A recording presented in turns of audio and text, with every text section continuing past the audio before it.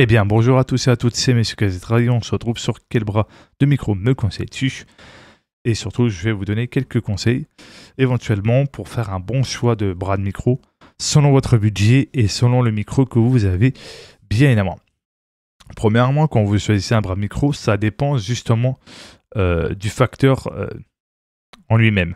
Est-ce que votre micro, il y arrivera à bien tenir sur celui-ci, selon le budget? C'est très important à prendre en compte. Pourquoi? Parce que tout simplement, chaque micro a un poids totalement différent des uns et des autres. Et ce qui fait que si par exemple vous avez pris un micro dans les 13-15 balles, il est un peu fort probable qu'il aura du mal à tenir sur le bras micro. Parce qu'il pèse le double que du... Enfin, c'est ça, le double du bras. Ce qui fait que le bras, il va être un petit peu instable.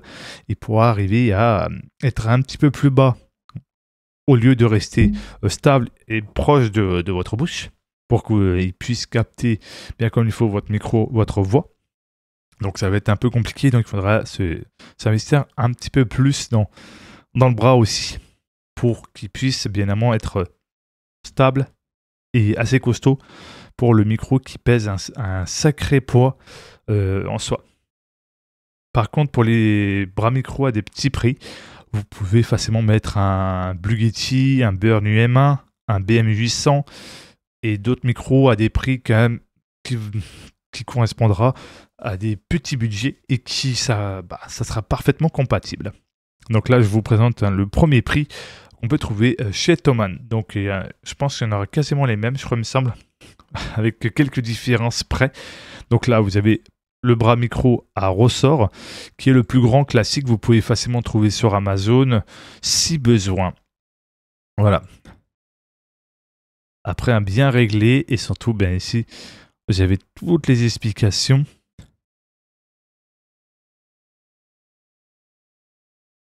Allez, Valo. Vous avez celui-ci qui a un petit air de ressemblance. Évidemment, le prix n'est pas le même, mais qui est plutôt un petit peu différent de la première version. Donc là, vous voyez que c'est ici que vous allez installer votre micro. Donc quand vous allez avoir votre micro, bien évidemment, il y aura un petit pas de vis qu'il faudra mettre sur le micro. Normalement, vous ne devrez pas vous tromper. Il y a un endroit conçu pour pouvoir installer votre micro sur le trépied. Une fois que vous avez fait correctement et bien placé au bon endroit cette patte vis, vous n'avez plus qu'à visser le micro ici. Donc, vous ne pouvez pas vous tromper. Une fois que vous sentez que c'est bon, que c'est bloqué et que bien, c'est que vous arrivez ici, c'est que vous sentez que c'est bon, le micro est bien installé. Après, comme je dis, il faut bien aussi éventuellement bien placer votre micro et de bien serrer ici et en haut pour que ça soit le plus stable possible. Donc là, on voit une petite aire de différence avec, bien évidemment, un petit peu plus costaud. Bien évidemment, ça, on sait que c'est du XLR. Donc vous avez mâle et femelle, hein, vous voyez une différence. Voilà. Concernant, bien évidemment, là, on monte un peu plus dans les prix. Ça, c'est par exemple pour ceux ou celles qui ont un Shure SM7B, un MV7 ou autre micro qui a un poids très conséquent et qu'il faut bien avoir un trépied qui sera plus compatible avec celui-ci.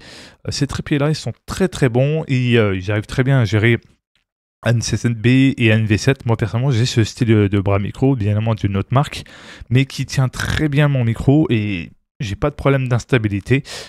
Et franchement, que du bonheur. Très intéressant et surtout que vous pouvez cacher éventuellement le câble XLR si besoin et éventuellement aussi le câble USB si vous êtes en USB. Et c'est beaucoup plus joli esthétiquement. Vous aurez un petit peu du câble XLR qui va dépasser un petit peu, mais ça sera beaucoup moindre que les trépieds que je vous ai montrés au tout premier. Et voilà. Franchement, ça reste relativement, on va dire, correct. Hein. Il y a des bras micro beaucoup plus chers que ça. Et je peux vous dire que il faut un sacré budget. Vous avez celui-ci qui reste encore assez raisonnable. Bon, on connaît le classique de Rode PSC1 1 qui est plutôt pas un si mauvais bras micro, hein, bien évidemment. Et là, la différence, c'est pas ressort. Donc là, on voit ici, selon le type de micro, faut mettre approcher plus ou éloigner loin. et après bien de faire en sorte pour que ça se tienne. Et vous avez les petits scratchs ici pour faire maintenir votre câble, comme une sorte de magnet bench, on va dire comme ça. Donc franchement, en soi, ça reste... Bon, voilà, c'est ça que je voulais parler. Vous avez un micro comme ça, bien compris avec votre micro quand vous le commandez. Il faudra l'installer sur votre micro. Attention, ne confondez pas le port USB ou le XLR dans l'installation. Il y a un emplacement spécial, bien amont sur votre micro, pour pouvoir l'installer. Vous avez un sorte simplement de support. Donc, je préfère signaler encore une fois, en termes d'explication, vous trompez pas. S'il vous plaît. Voilà. En soi, j'espère que cette vidéo a pu vous aider selon vos budgets. Surtout, prenez votre temps.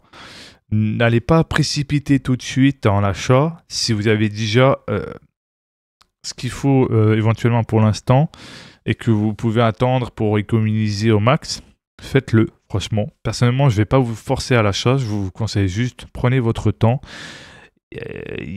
Voilà, il ne faut pas presser, hein, comme on dit. Moi-même, j'ai pris tout mon temps pour avoir de ce que j'ai aujourd'hui.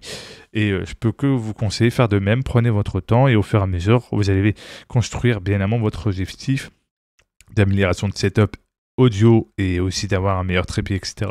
C'est toujours mieux de prendre son temps. En tout cas, merci à tous et à toutes d'être de plus en plus nombreux à me suivre à la chaîne. N'hésitez pas à vous abonner, de mettre un pouce bleu, ça fait toujours plaisir, d'activer la cloche de notification pour être au courant des prochaines vidéos, que ce soit bien amont sur quel bien amont trépied me conseille dessus, comme je vous ai présenté là, ou autre bien amont, tout simplement concept, et aussi des aventures jeux vidéo, soit sur Subnautica 2 ou The Last of Us 2, si vous voulez, ou un autre jeu qui peut être très sympa aussi, car je propose aussi du gaming et optimisation Windows aussi. Là, pour l'instant, il n'y a pas encore beaucoup de news, j'ai pas encore la nouvelle mise à jour 24H20. Donc, on verra ce qu'elle propose en soi, c'est tout ce que je peux vous dire. En tout cas, merci à tous, prenez soin de vous. C'était Monsieur Kezetra. Ciao, bye bye.